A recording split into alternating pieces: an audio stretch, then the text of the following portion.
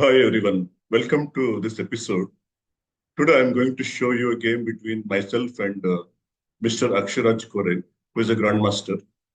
This game happened in 2012. In this game, I started with pawn f4. Pawn f4 is a little bit less played compared to pawn e4 and pawn d4 moves on the first turn because it's considered a little bit risky. But that day I wanted to play some complicated game with creative possibilities. And have played pawn f4 against many other masters and have got decent success. So it's not a new opening to me. And I thought maybe he won't be knowing that much theory about this opening. So I started with pawn f4. He replayed with a main line against pawn f4. Pawn f4 is named as bird's opening. And against bird's opening, whatever he has played, Aksharaj is a very capable, creative player himself who excels in complications. He goes for the main line with pawn d5. I play nf3, development of a piece, g6, trying to fianchetto. Because in this position, white normally goes for kingside fianchetto himself, and that is well met with kingside fianchetto from the black side. White can also play e3 and maybe bishop e2, but this piece will not be so well placed on e2. So we continue with the main line. White can either play g3 first or d3 first. I went with d3, bg7, development of a piece, g3, knight f6, developing the knight, bishop g2, black castles, and I also castle. And Akshay goes for pawn c5. This is the main line of bird's opening. White has 2-3 different options here. I went with queen e1. The move queen e1 has got two different ideas. One obvious idea is to play e4, and the other idea will be revealed later in the game. If white gets to play e4, he may get a very strong position with e4 pawn and f4 pawn. So black is supposed to stop it. Although some people allow pawn e4 with nc6, best would be to play pawn d4 here. Because now playing e4 means black will take n% and this position is fine for black. So as of now, I'll postpone, once black plays pawn d4, I'll postpone the pawn e4 breakthroughs. I'll simply forego it and play for some other pawn breakthroughs. As of now, I need to develop my pieces. Knight a3 is the right move. Developing the knight to the edge of the board is normally incorrect, but here knight is actually going to c4 square and maybe to e5 square later. So a3 square, on a3 square, it will not remain for a long time. Black to play, knight c6. We are still continuing with the main line. In this position, white is supposed to play bishop d2 or pawn c3. I decided to play pawn c4 so that little new twist is given to this known position. It's a known position, but very less played. So I decided that c4 would be an interesting continuation here. And I would like to play pawn b4 later. And if he takes d3, I'm fine with it. I'll go with pawn into c3 and d5 is met with bishop d2. This is more than okay for white. So in this position, so instead of taking dc3 n%, normally black should not give that d4 pawn, very strong d4 pawn for c pawn in this position, in such positions. So he went with rook b8. The idea behind rook b8 is to go out of this bishop's range and get pawn b6 and bishop b7.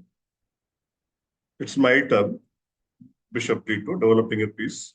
Black goes with pawn b6, the right follow-up to rook b8. Now I played pawn b4. If you check this game with engine doesn't agree completely with pawn b4 because white is giving up double bishop advantage. But in this position, so the position is little closed, double bishop doesn't matter. And if he takes cb4, actually he took it, I took on b4 with the bishop. I mean, if he takes it, I will take back with the queen and opponent will have double bishops, but white's knights are quite strong in this given position. This knight can go to either b4 or c2. And since black has some pawn structure problems, knights will be good at exploiting those things. So in this position, maybe even he saw this thing. He decided not to take knight into b4 and went with bishop b7. Knight c2 is my move. Since c4 square is not accessible for the knight is better placed on c2 where it will create some pressure on d4 pawn. We have reached a very interesting position. Now black has two, even white has two. Both of them have to find the right plan. Black finds the right plan with rook e8. Playing for e5 break is 100% correct in this given position. Here I thought for some time, because if black gets e5, black will even get a better position. So how to stop it? I found a simple way. Bishop d2. So bishop d2 actually prevents e5, because if black plays e5, I takes, and in the end I get bishop f4 move, winning in exchange. For example, if this rook goes back, I will be getting the bishop into b8, that rook on b8. So as of now, bishop d2 move stops e5 break. But black should prepare for e5 break in such positions. So first black plays queen d7, finishing his development. And I played rook b1. Completely correct, because rook occupies the half open file and also comes into play. Now black played rook b8. This is the idea behind black's queen d7 move. Now he's threatening to play e5. And as I already told you, in such positions, if black gets e5, he will be better. I have 2-3 different possibilities in this given position. But in the end, I decided to choose decided to choose rook to b5. Little strange move, but quite a strong one, I suppose. Because first of all, a6 is not possible, rook into b6. And rook b5 may help me in getting f5 pawn breakthrough, which should be white's main plan in such positions.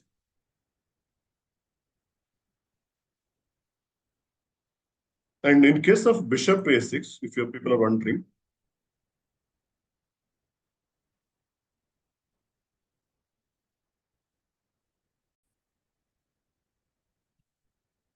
in this position, I intended to play knight to e5. And after n into e5, rook into e5 will reach a very interesting position. So here, black went with queen c7. The idea is to play pawn a6. Now b6 pawn is defended. And then play e5 break. I went with pawn f5 pawn breakthrough. It's very important to open the path of this rook and also to this piece. And playing pawn f5 is one of the main ideas in such positions. Now, black can play a6.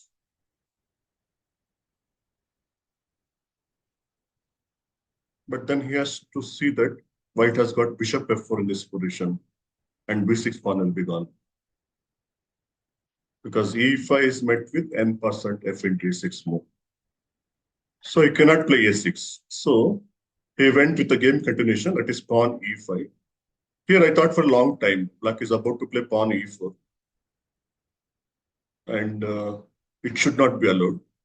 So here, no doubt about it, that ng5 is the right continuation, which defends the f5 pawn, creates some threats against f7 and h7 later, and also opens the path of the f1 rook.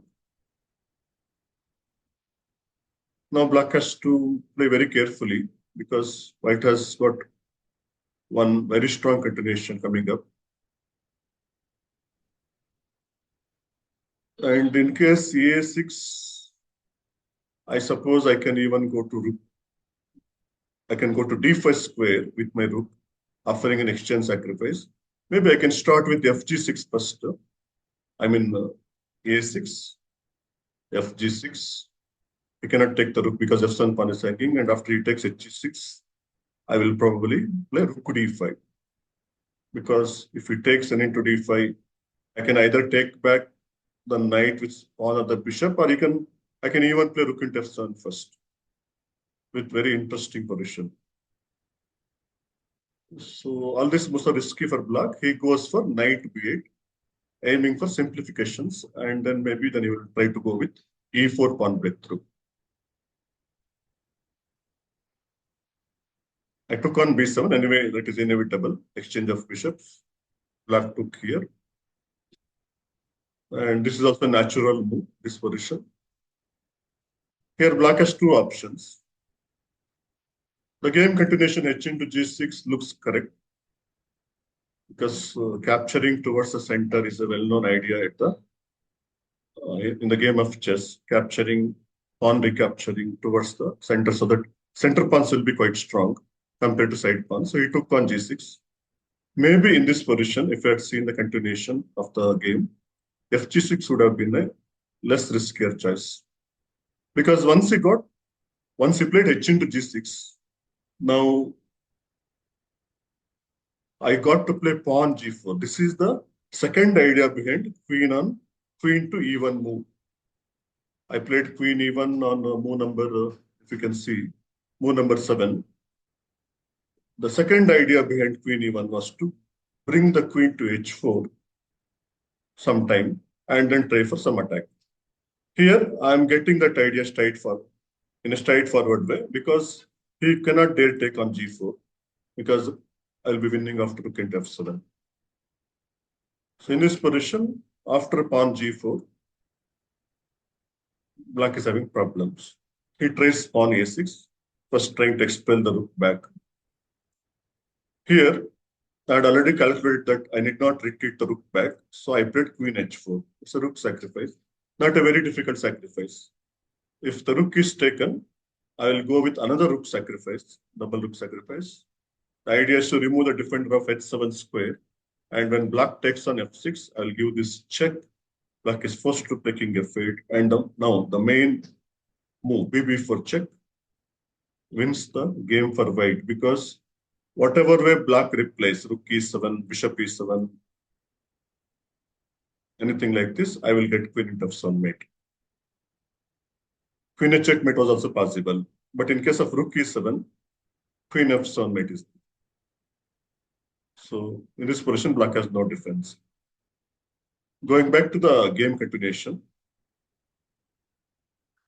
Once I played queen h4, as I already showed you, b5 rook cannot be taken. Plus, white is threatening to capture on f6. So black has to bring some defenders towards the king side. Fortunately, he has got nbd7. He played it. Now, rook into f6 will not work because simply knight on d7 will capture on f6 plus keep the h7 square defended. Meanwhile, my rook on b5 is under attack. But there is no need to retreat it because rook d5 move is available, which I played in the game. I'm sorry.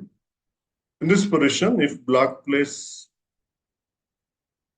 knight into d5, big mistake. I will go queen h7 check, and rook into f7 will be a mate.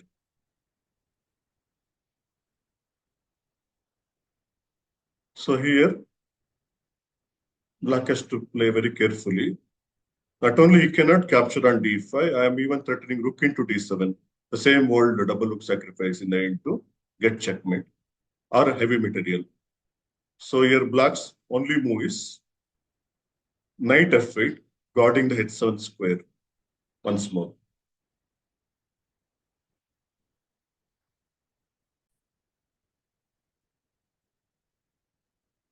And we are here, black played knight to f8. In this position, I took on d8, that's right. Black has to capture back. It looks like everything is defended. Rook into f6 is not going to work. Bishop into f6, and please note that there is no mate on h7 because there's a knight on f8. So in this position, I made a plan to eliminate the knight on f8 with bishop b4 move. Now, since there's a strong threat of bishop into f8 followed by rook into f6, black has to play this move, no other move in this position. Natural follow-up in this position is bishop e7. The idea is to remove the defenders of the king side. Black played rook e8, almost forced. I took on f6. He has to take on f6 with the knight. Now again, it looks like everything is defended, but white has got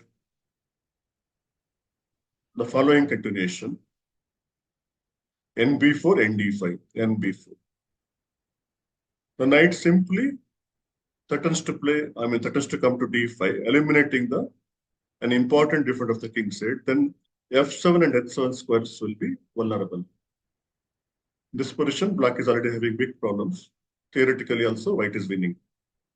Black played rook e7, the best continuation as of now, so that f7 gets defended.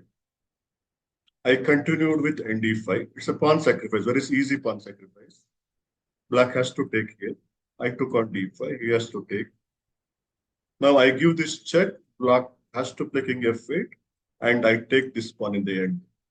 Based on pin, black cannot capture the queen because the f7 pawn is under pin from the rook on f1. This way I regain the material, plus I continue my attack. In this position, objectively, black is lost because his king is in a precarious position and all my three pieces are on attack.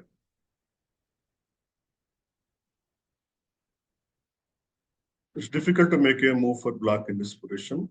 He decides to go for queen into a2, and according to engine, that is the best way forward for black.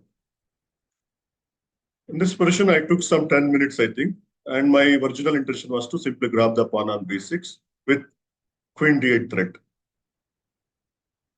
But then I found a better move, and then when I calculated the variations, I found that queen d6 is the best move in this position. Queen into b6 is perfectly fine, but queen d6 is better because it immediately creates a strong threat of rook into f7 and also knight h7 check in some variations. Here, for black, it's quite difficult to continue. King e8 will not work because of rook c1 move, threatening rook c8. There's no defense against rook c8 here. So he has to weaken his king side further by playing pawn f6, no other defense. Here I have got 2-3 different ways to continue. I went with queen d8 check. Rook e8 is forced. Knight h7 check. Rook into f6 is also possible, but knight h7 is slightly stronger. We'll see it. For example, if black goes to king g8, I will take this rook, and when you take this, I have got this move f5, which is almost winning. It's winning actually. So when I give nh7 check, you cannot go to g8. You cannot sacrifice a rook and try to save the king. So he played it here. Now the exchange sacrifice is correct. I went with rook into f6 check. He has to take on f6 with a bishop. Queen into f6 check. King g8. Here white has an overwhelming attack, and the finish is queen g6 check, king h8, and knight f6. No need to take the e8 rook because white is getting checkmate in this position with knight f6. Here white is threatening to checkmate black in two different ways. One is queen h7 mate, and other one is queen f6. And black has no defense. Even if the queen is sacrificed to stop the checkmate, white did not take it because he has got queen f6 check, and after this, white has got mate here. So against queen knight f6, black has got no defense. Another defense rook e7 also face because of the same queen f6 check, and after this, it's mate. And any check on the back rank, for example, queen b1 or queen a1 check, means white will simply play king to g2 one move, and again that mate is looming around the black's king, which cannot be stopped. So here in this position, once I play nf6, black resigned because there is no proper defense, as you can see. And that was the game, guys. Thank you for watching. And if you like this episode, please subscribe to our channel. Thank you.